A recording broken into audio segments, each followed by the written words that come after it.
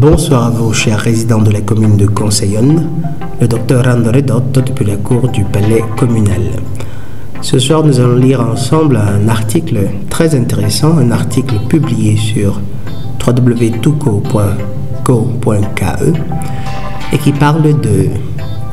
qui relate le cas la souffrance, la douleur d'une gynophore qui aurait été trahie par une amie.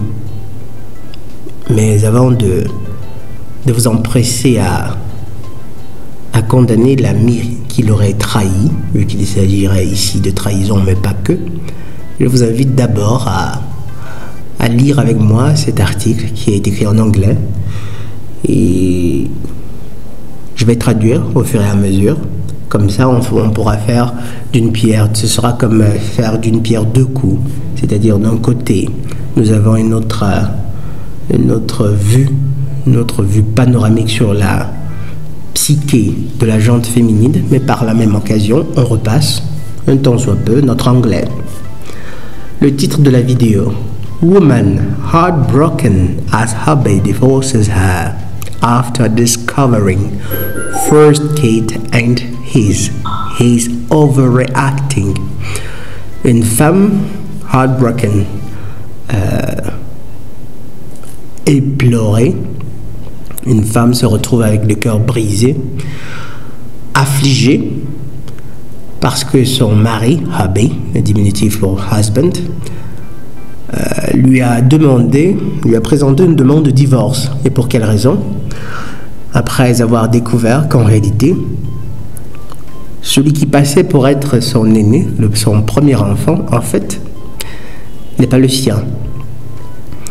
Et là, dans l'article, le journaliste, ou la journaliste qui l'a écrit, cite justement un propos de la dame: He's overreacting. Il en fait trop. C'est-à-dire que vous avez une gynophore qui a trompé son mari, le mari l'a découvert, et le mari demande le divorce, mais tranquillement, comme ça, elle trouve qu'il en fait trop, il exagère. Bref. Ensuite, continuons la lecture commençons la lecture de l'article. A woman regretted ever telling her best friends about her infidelity, and soon she will be divorced. Une femme se retrouve à regretter d'avoir jamais partagé avec son ami son infidélité, vu que bientôt elle sera divorcée. Donc, elle a dévoilé comme ça à une amie le fait qu'elle avait trahi son mari, et cette amie-là l'a trahi entre guillemets. Sauf que là, il ne s'agit pas d'une trahison. À cette amie-ci, je donnerais très volontiers une médaille, une couronne même, pour avoir couru le risque justement de perdre une amitié, pour avoir, et probablement d'autres risques encore, pour avoir choisi de servir la justice. Après, parfois, vous savez, les gynophores, il n'est pas dit que la motivation de cet ami ait été nécessairement le désir de justice. Ça peut carrément être une simple jalousie, mais on va lui accorder le bénéfice du doute. Toujours est-il que ce choix-là permettait de rétablir la justice. Donc, the woman claimed her friend who knew about her first child biological dad snitched on her to her husband, who did a DNA test on the kid. La femme adultère prétend que son ami, qui était au courant de la paternité de son premier enfant, qui était au courant à propos de qui était le vrai père de son premier enfant, l'a trahi auprès de son mari, auprès du mari de la première, lequel, par mesure de sécurité, allait faire un test ADN sur l'enfant. After the results returned negative, the man got angry, and despite the lady begging him for forgiveness, he refused to forgive her. Une fois le résultat arrivé, lequel le résultat était négatif, vous n'êtes pas le père de cet enfant, le mari a piqué une crise, très en colère, qui est de lui pardonner cette faute, comme si c'était quoi? Comme si c'était une offense mineure. Le gars, il a carrément refusé. Ensuite, nous avons The story ignited mixed reactions with several netizens saying DNA should be compulsory just after birth. Cette histoire a déclenché des réactions partagées, c'est-à-dire ambiguës, voilà, avec de nombreux citoyens du net qui affirment que le test d'ADN devrait être obligatoire immédiatement après la naissance, après l'accouchement. Et je partage absolument cet avis. Principalement en Occident, où justement le féminisme a une emprise extrême. Après, comme je vous le dis si souvent, le monde entier est devenu Occident. Donc, idéalement, ça devrait être fait partout, absolument. Au vu de ce que sont devenus les gynophores, au vu de leur nature, au vu de cette capacité qu'elles ont à pouvoir vous mentir sans en éprouver le moindre regret, et ce, toute une vie. Ah oui, les tests d'ADN à la naissance devraient être obligatoires, ça devrait carrément faire partie de la routine. Continuons l'article. A married woman has revealed that she is distressed after her husband of 6 years said he was divorcing her after discovering she cheated on him. Une femme mariée, une épouse, a révélé son affliction, son tourment après que son mari, après que son époux ait décidé, après 6 ans de mariage, qu'il voulait le divorce, ayant découvert qu'elle l'avait trompé. Why woman hid truth about man who fathered her kid? Pourquoi la femme a caché la vérité sur le vrai père de son enfant? In a screenshot posted in Reddit.com, the woman confessed that her firstborn child was not fathered by her husband and kept it a secret for a long time until her friend switched on her. Dans une capture d'écran publiée sur Reddit.com, la protagoniste, a avoué que son premier-né n'était pas le fils de son mari, et qu'elle avait gardé ce secret pendant très très longtemps jusqu'à ce que son ami qui était au courant de la chose la dénonce. Et dites-vous bien mes chers amis, qu'elle aurait gardé ce secret toute une vie sans en être troublée. Vous savez, parfois les endrophores, étant donné qu'ils sont ancrés dans leur spiritualité, étant donné qu'ils sont ancrés vers les cieux, vers l'éternel, lorsqu'ils commettent une telle action, ou bien lorsqu'ils portent préjudice dans une certaine façon par une action qu'ils ont commise, une action dont leur partenaire n'est pas au courant, les gars sont tourmentés par le regret, par le chagrin. Ils se disent « Ah mon Dieu, comment ai-je pu faire cela ?» Et très souvent, les endrophores en arriveront, afin d'avoir leur paix d'esprit, afin de rétablir la justice, en arriveront à avouer carrément à cette personne-là. Les gynophores, elles, mes chers amis, ne sont en aucun moment, d'aucune façon, troublées par le poids du sens de culpabilité, d'un quelconque sens de culpabilité. Absolument pas. Elle aurait emporté ce secret carrément jusqu'à la tombe. Et ce pauvre ignare serait resté là à chérir justement celui qu'il aurait considéré toute une vie être son premier-né, les prémices de ses entrailles. Et pourtant, vous imaginez à quel point c'est... En réalité, ça se sait dans toutes les sociétés, et l'Éternel même le confirme, les prémices des entrailles d'un homme, les prémices de ses entrailles, c'est-à-dire son premier-né, en fait, sa progéniture, sa première descendance, ont une importance toute particulière. C'est avec beaucoup de fierté qu'en général, un homme va regarder son premier enfant. Peut-être qu'il ne l'aimera même pas autant qu'il aime peut-être ceux qui sont arrivés après, peut-être qu'il sera même moins attentif ou bien attentionné, mais le premier-né a toujours une place toute spéciale. Et vous imaginez donc qu'elle laisse faire. En réalité, cette unicité a quelque chose de cosmique. Et vous imaginez une gynophore qui, étant une adulte, elle est assez bien consciente de cela, qui laisserait un homme, par exemple, finir par mettre dans son testament un enfant qu'il croyait être le sien et qui ne l'est pas. Ça ne lui dirait rien, absolument rien. En fait, c'est vraiment, c'est horrible, c'est simplement diabolique. Et attendez donc d'entendre ce qu'elle dit, le jugement qu'elle fait du refus de son mari de lui pardonner. Donc, la femme, elle dit, she shared that the little boy had a strong bond with the father and would turn 5 in a few months' time. Elle a aussi partagé, la femme adultère, elle dit que le jeune garçon avait un lien très fort avec celui qui était jusqu'à ce point-là son père. Et c'est normal. Parce que le gars, il croyait que c'était son premier fils. Il se disait que c'était les prémices de ses entrailles. And would turn 5 in a few months' time. Il aurait eu 5 ans dans quelques mois. Et là, on cite la dame. My husband of 6 years is divorcing me because he discovered our firstborn is not his child. Mon époux, mon mari, avec qui je suis marié depuis 6 ans, est en train de demander le divorce parce qu'il a découvert que notre premier-né n'était pas son enfant. A friend sold me out and my husband demanded the paternity test. Bon, ça résume encore l'article. Pardonnez les répétitions. Which came out negative. The child will be 5 soon. Une amie m'a dénoncé. Et une fois de plus, on tire un coup de chapeau à cette amie-là.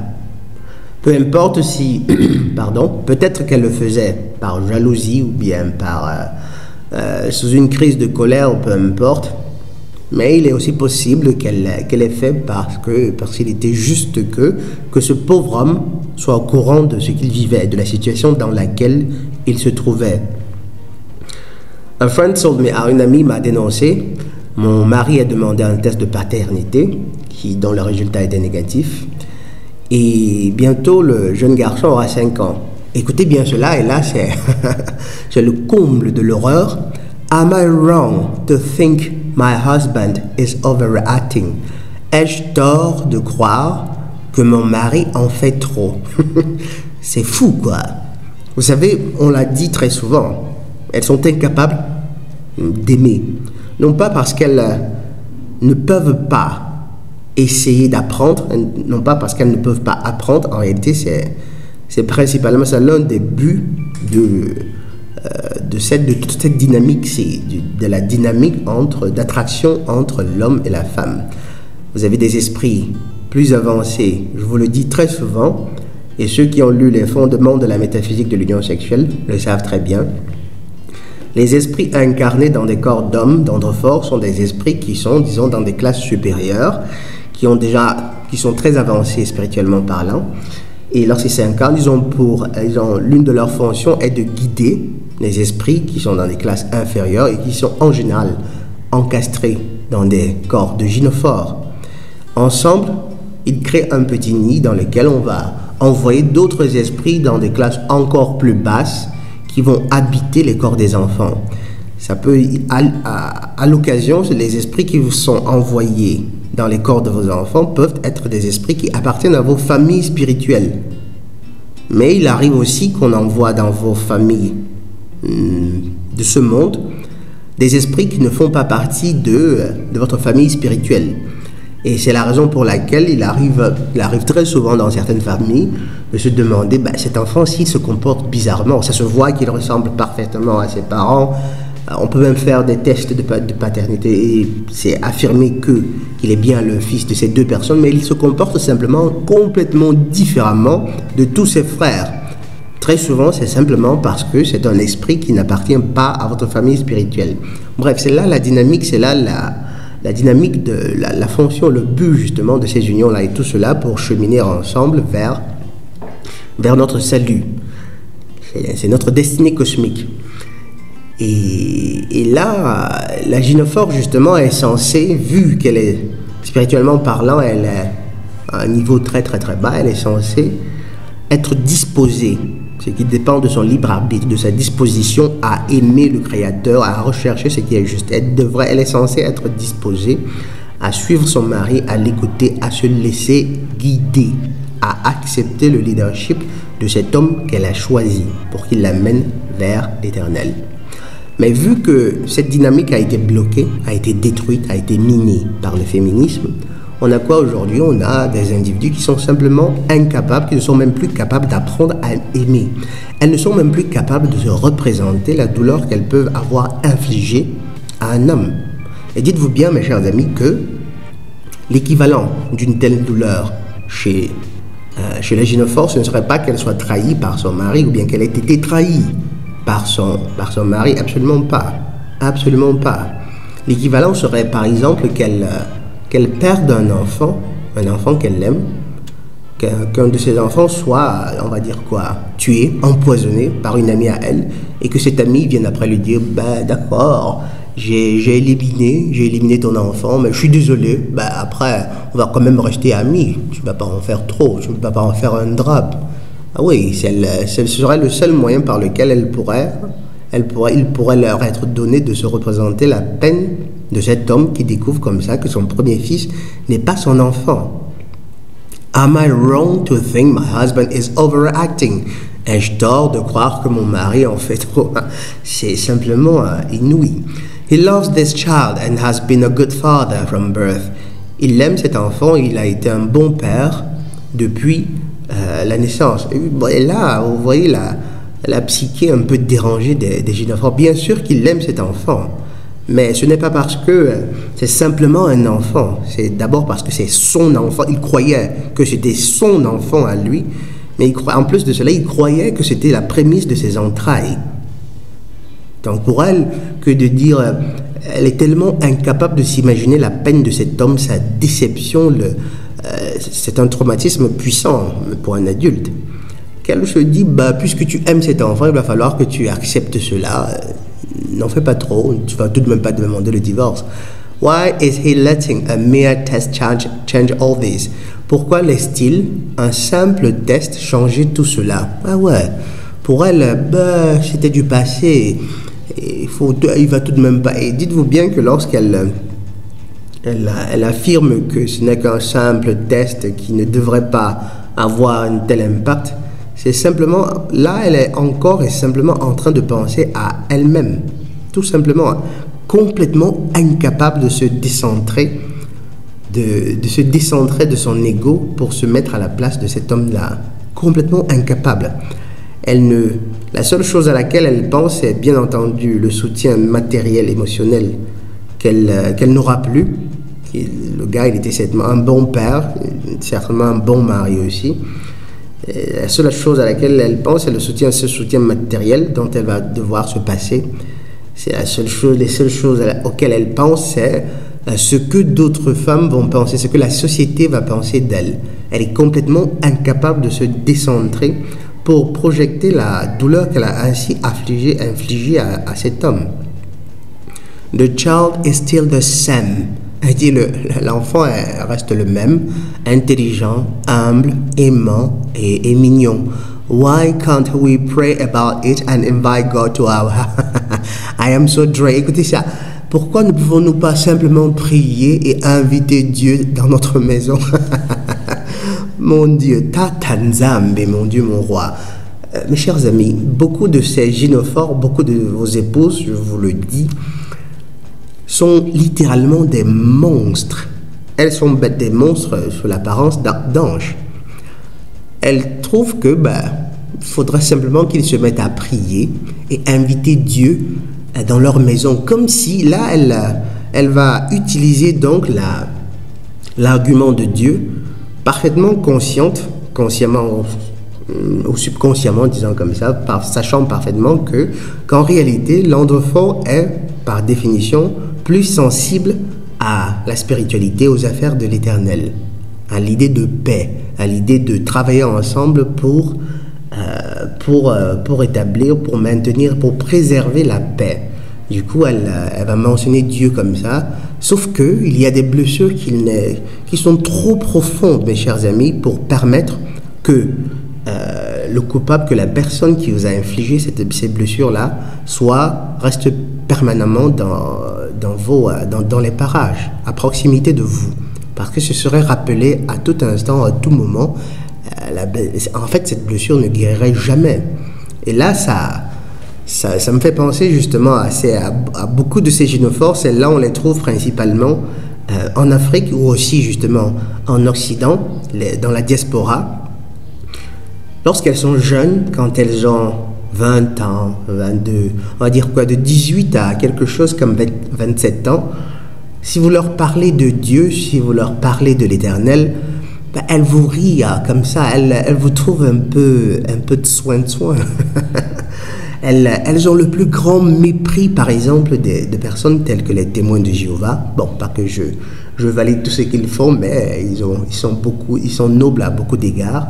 Elles ont le plus grand mépris pour ces jeunes gynophores nobles qui préfèrent arborer leur hijab ou bien leur abaya, s'habiller modestement. Là, c'est dans 18 à 27 ans, dans cette fenêtre de temps, dans cet intervalle où elles brillent, elles attirent, elles sont toujours au centre de l'attention. Où qu'elles aillent, elles attirent les regards, elles adorent ça.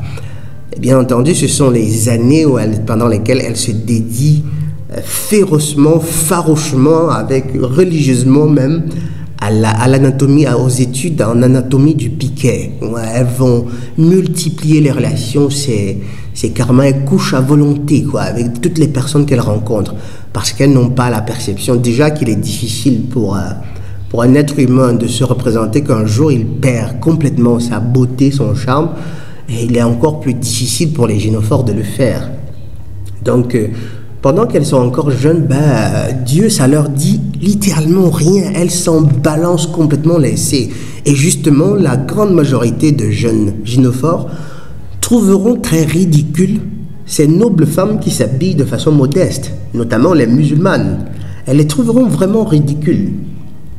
Mais lorsqu'enfin arrive le mur, le mur à partir de 27 ans, quelquefois, ça part même à partir de 25 ans. Lorsqu'arrive, qui est justement le début, le processus de dégradation biologique qui est enclenché, lorsqu'elles se rendent compte qu'en fait, elles ne déclenchent plus la même passion chez les hommes, la même attention. C'est là alors, mes chers amis, et là c'est en particulier les Africaines, vous allez les voir dans toutes sortes d'églises, Elles vont organiser des neuvaines de prière, elles vont prier, elles vont se dédier, elles vont chercher des pasteurs tout nazis, Castanou et toute cette clique-là. Et évidemment, évidemment pour ces pasteurs-là, c'est de la manne, Parce que très souvent, ils attirent ces rococos-là, ces anciennes étudiantes en anatomie du piquet, avec l'idée selon laquelle ils réussiraient à leur trouver un mari. Tu sais, j'ai un fils à moi, un filleul, je crois qu'il serait bien pour toi. Évidemment, à l'occasion, ces prêtres, ils se servent d'abord. Ça, tout le monde le sait. Pas toujours, mais très souvent. Mais là n'est pas le sujet. Bref. Vous avez, lorsqu'elles heurtent le mur, lorsqu'elles se rendent compte qu'il commence à se faire tard, qu'elles courent le risque de rester seules, elles vont se dire, Dieu, c'est à ce moment qu'elles se rappellent qu'en réalité l'Éternel existe. Et c'est pour cela que vous voyez justement cette dame, ce petit démon qui dit, Why can't we pray about and invite God to our house? Pourquoi ne pouvons pas simplement prier pour inviter Dieu est là pour lui voiler les yeux, pour lui mettre de la fumée dans les yeux. Et dites-vous bien que si vous vous trouvez dans cette situation et si vous commettez l'erreur de pardonner la chose, ou bien, en réalité, il est possible de le lui pardonner et dire tout simplement et de s'en séparer. Ouais, ça, ce serait encore pardonné. Mais oui, parce que celui qui ne pardonnerait pas serait en droit de lui infliger une douleur que je n'ose même pas mentionner. Donc en fait, elle voudrait simplement mettre comme ça cette poussière sous le tapis. Pour elle, être pardonné, ce serait qu'il l'accepte comme ça. Et si vous commettez une telle erreur, mes chers amis, c'est garanti qu'elle recommencera. Déjà, s'ils ont d'autres enfants, mon conseil serait simplement de faire également un test de paternité pour tous les autres enfants. Et en fait, On en parle comme ça, évidemment pour édifier les uns et les autres, même si après il y aura de parfaites inconscientes comme la nommée Wonder Nice qui elle ne trouve pas, il se dit carrément que lorsque nous parlons, nous échangeons ces conseils sur la nature des gynophores, on le fait parce qu'on serait en train de ressasser une certaine peine qu'on aurait vécue. Mais non, ma chère, mais non. Maintenant, dites-vous bien que ce n'est pas un cas isolé, que ce n'est pas un cas unique. Si vous êtes un homme marié, principalement en Occident, si vous avez des enfants, à moins d'avoir été béni en ayant eu, disons, des enfants qui sont vos portraits crachés, je vous conseille vivement de faire des tests de paternité. Oui, c'est le risque, il est vraiment grand. Vous pouvez vous trouver en train de découvrir, comme c'est arrivé une fois à un certain homme qui voulait faire un regroupement familial au Canada. Il a découvert que pratiquement 4 sur 6 enfants n'étaient pas les siens, plus ou moins. Donc, il y a ce risque-là, mais il est de loin préférable un jour de repartir, de vous coucher avec vos pères ayant préservé votre honneur. Au moins en cela, vous devez rechercher la vérité.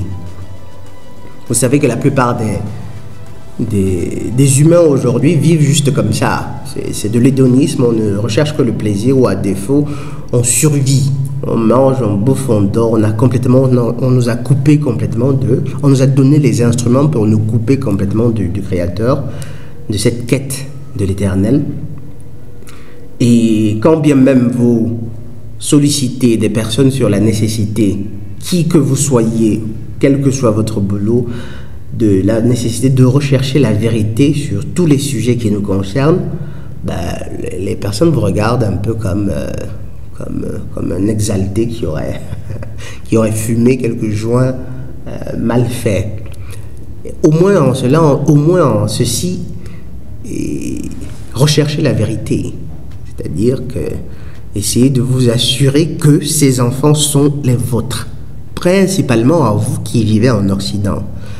Je vous le dis, elles ne s'encombrent que rarement, très très rarement, d'un sens de culpabilité. Elles seraient capables de vous laisser inscrire dans votre testament un enfant qui en réalité n'est pas le vôtre. Et vous regarderez, serez là à pleurer sur votre lit de mort en disant « Ouais, je vais bien prendre soin de notre premier fils, de notre unique fils », toute consciente qu'en fait, ce n'est pas le vôtre. Et vous imaginez bien le ridicule lorsque vous allez arriver de l'autre côté, devant votre père. On vous dira « As-tu procréé pour honorer l'Éternel ?»« Ouais, je l'ai fait, j'ai laissé descendance. » Le gars, cet enfant n'est pas le tien. Vous vous sentirez bien bête, mes chers amis. Vraiment, vraiment ridicule. Bref, maintenant, lisons les commentaires. Il y a des personnes qui ont publié des commentaires simplement très intéressants. Par exemple, nous avons Kims77 qui dit « To all men, the rule is very clear. Plan and conduct those paternity tests early enough. We are living in difficult times. » À tous les hommes, la règle est simple et claire. Planifier et implémenter ces tests de paternité assez tôt. Nous vivons des moments difficiles. Ah ouais, des moments difficiles en utilisant un euphémisme. Vous ne pouvez pas imaginer les démons, les hordes de démons qui habitent la plupart des gynophores aujourd'hui. Et une fois de plus, peu importe si ce sont des gynophores qui appartiennent à des églises éveillées, déjà que là-bas encore, c'est justement l'un des bons endroits où elles se font posséder avec leurs prières en langue et tout. Peu importe ce qu'elles vous disent concernant Dieu, vous devez toujours dissocier, être capable de faire la distinction entre leurs dires, leurs mots et leurs actions. Parce que les gynophores ont cette capacité-là, c'est-à-dire de dire des choses, mais de se comporter de façon diamétralement opposée. Mais beaucoup d'hommes sont devenus littéralement très faibles. Ils vont se contenter, ils vont dire peut-être qu'elle se comporte différemment de ce qu'elle dit, ce n'est qu'une incongruité passagère. De toute façon, elle m'a dit qu'elle m'aime, qu'elle est amoureuse de moi, je suis amoureux d'elle, et voilà quoi, c'est le plus important. Et non, mes chers amis, et non, vous êtes en train de vous diriger droit vers un cyclone, un cyclone dévastateur.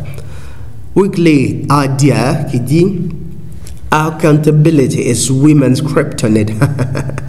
La responsabilité ou bien accountability, comment ça se traduirait? Le fait d'assumer ses responsabilités, c'est pour les gynophores, c'est leur kryptonite. Vous savez, la kryptonite, pour ceux qui peut-être éventuellement ne connaîtraient pas Superman qui est allergique à la kryptonite. Et pour les gynophores, c'est ça, qu'elles se trouvent obligées d'assumer leurs responsabilités. Elles détestent la chose. C'est-à-dire qu'elle vous trompe, elle vous trompera et réussira à vous dire qu'en fait, si elle vous a trompé, c'est à cause de vous-même. C'est à cause de vous. Vous n'étiez pas assez présent, même si vous étiez dans le monde à vous échiner, à essayer de lui offrir un confort matériel à elle et à votre progéniture. Et si, par contre, vous êtes trop présent, elle vous dira, elle vous a trompé parce que vous la suffoquiez avec cet amour qui est trop exigeant. Si vous essayez de lui dire, je ne crois pas que ce soit une bonne chose que tu sortes avec des amis, qui plus est parmi lesquels il y en a qui te font la cour, qui sont des courtisans. Elle vous dira, non, tu ne peux pas me contrôler, blablabla. Bla, bla, bla. C'est parce que tu étais trop controlling. C'est parce que tu étais un peu trop, j'essayais de me contrôler que j'ai fini par te tromper. Et c'est encore à cause de vous. Ces individus, mes chers amis, ce n'est pas un hasard si dans les desseins de l'Éternel, ces entités, ces êtres-là, les gynophores, étaient censés rester à la maison et la boucler, tout simplement. Et ça, je le dis peut-être que je le dis de façon sèche, et ce qui ne devrait pas être une excuse pour ceux, par contre, qui en abusent. On sait que c'est un petit nombre. Elles étaient censées être à la maison, justement, et la boucler, prendre soin du temple de la maison et se laisser guider. Dès que vous donnez la possibilité aux gynophores d'être dans le monde, d'être là à créer une sorte de concurrence avec les enfants, lorsque vous les introduisez dans les milieux des hommes, la société ne peut que dégénérer, ça ne peut qu'aller en C, absolument. Chez les hommes, la plupart des hommes, en général, lorsqu'ils font une bêtise, ils sont tellement tourmentés que la plupart des hommes sont honorables, en fait. Combien d'hommes voit-on, par exemple, qui commettent des bêtises, peut-être à l'égard d'un ami, mais après, ils se donnent la peine de revenir, de fléchir le genou et demander pardon comme ça. Chez les gynophores, ça n'existe pas. Ils diront, de toute façon, je vais le séduire et puis ce sera vite oublié. Ensuite, nous avons un commentaire de Remote Mafia. Where she brought God in that story. Dio all'inipotesa, je ne sais pas en quelle langue c'est. Where does God get in her infidelity? Justement, quoi. C'est-à-dire que, à quel moment elle trouve qu'elle est en droit d'inviter Dieu, justement, dans cette dynamique-là? Le gars, il n'a même pas le droit, il n'aurait même pas le droit d'éprouver de la douleur ou bien d'essayer de se séparer de la source de cette profonde douleur, quoi.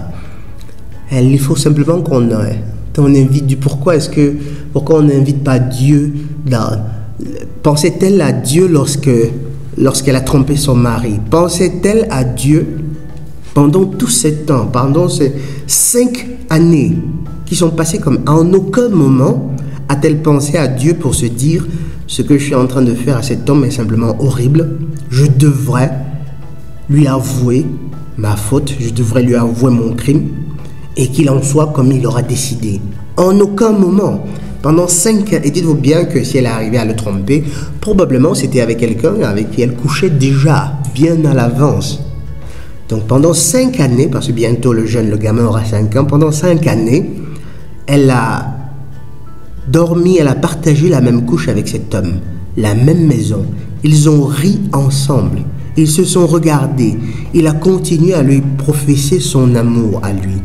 Il a continué à sortir chaque jour pour courir les risques que l'on connaît dans le monde, en Afrique et tout, pour prendre soin d'elle et de ses enfants. Mais en aucun moment, elle n'a été mue, elle n'a été sensible à la justice divine, pour se dire, peut-être qu'il faut que j'avoue à cet homme ce que j'ai fait. Mais non, là, elle demande pardon. Évidemment, elle demande pardon là simplement parce qu'elle a été mise à nu, elle a été découverte simplement. Ce n'est pas parce qu'elle regrette ce qu'elle a fait. C'est simplement parce qu'elle a peur, elle craint de perdre les avantages qu'elle avait. Tout simplement.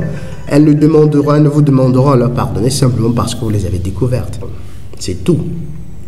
Ensuite, nous avons Euphoric Advance 4820. DNA test should be mandatory at birth. The biggest gifts a woman can give a man is her womb. 5 years of a nasty lie. Ah ouais. Le test d'ADN devrait être obligatoire à la naissance. Le plus grand don qu'une femme puisse faire à un homme, c'est son utérus. 5 années de mensonges si horribles. Ah oui. A-t-il pray about it? Bah là, je comprends pas ce que ça veut dire. J'imagine qu'il est en train de faire un sarcasme du genre a-t-il pray? Et maintenant, elle se met à prier. Elle se met à prier. Elle se dit que la prière est une solution à la chose. C'est fou, quoi. Prenatal DNA testing can be done at 7 weeks. No need to extend the drama. Là, c'est une chose que je découvre. Il dit là, Hotcap dit, il est possible de faire un test d'ADN prénatal, c'est-à-dire même à partir de 7 semaines de grossesse. Et là, par contre, c'est très intéressant. Très intéressant que de pouvoir faire un test ADN avant la naissance, longtemps avant la naissance. Ensuite, nous avons Sears qui dit « The I am so drained right now is so wild to me ». Le fait de dire qu'elle est épuisée, pour lui, c'est déconcertant en fait. She and her lack of integrity is the cause of her problem. Elle et son manque d'intégrité sont la cause de ses problèmes, absolument. Mais en aucun moment, elle ne se dit qu'en fait, elle est responsable de tout ce chaos. Pour elle, si elle est épuisée à ce point, c'est simplement parce que son mari n'est pas capable de faire preuve de compréhension, de passer l'éponge comme ça, d'oublier. Il ne veut pas simplement prier Dieu, inviter Dieu dans leur maison pour tout oublier. Non, elle ne se dit pas qu'en fait, c'est elle qui a foutu le bordel, qu'elle a commis quelque chose, un crime. Elle ne se dit pas qu'elle a commis un crime vraiment ignoble. Elle ne veut pas se le représenter. Non, elle voudrait tout simplement qu'il lui pardonne sa faute, qu'ils invitent Dieu et que ça soit fait. Ah non, mes chers amis, soyez nobles, soyez honorables. Dans ce genre de situation, le pardon, lui accorder son pardon, ce serait justement de divorcer. Ce serait de ne pas rechercher, parce que vous y aurez droit, ce serait de ne pas rechercher justement ce serait de ne pas le pardonner, serait de choisir la loi du talion. Par contre, lui pardonner, ce serait lui dire, ok, d'accord, t'as fait ça, je te pardonne, mais disparais de ma vie, sors de ma vie. Et dites-vous bien, une fois de plus, que si vous commettez l'erreur de dire, ah ouais, on va prier, et puis ce sera tout, on va réinstaurer l'harmonie, non, elle le refera. Elle le refera. Et bien, vous fera, en attendant, même si elle ne le refaisait pas, vous serez à vie, à ses yeux, un individu, un humain vil. Absolument. Elle perdra tout respect pour vous. Et voilà, c'est tout pour les commentaires. Par contre, à la fin de l'article, il y a apparemment, il y a un autre cas qui sera probablement le thème d'une autre vidéo. Et le titre donne « Man discovers his non-biological dad to his 5 kids ». Tatan Zambie. Un homme découvre qu'en fait, il n'est pas le père biologique de ses 5 enfants. Vous voyez ce qu'elles sont. Et là, je vois là qu'il y a des thèmes plutôt intéressants. Un autre, par contre, man says wife cheated on him while pregnant. Un homme dit que sa femme l'a trahi, a commis un adultère, alors qu'elle attendait leur enfant. Mes chers amis, il faudra que vous vous mettiez à l'esprit, que vous compreniez que nous vivons dans des temps vraiment difficiles, vraiment compliqués. Le Seigneur ténébreux s'est emparé des esprits des gynophores.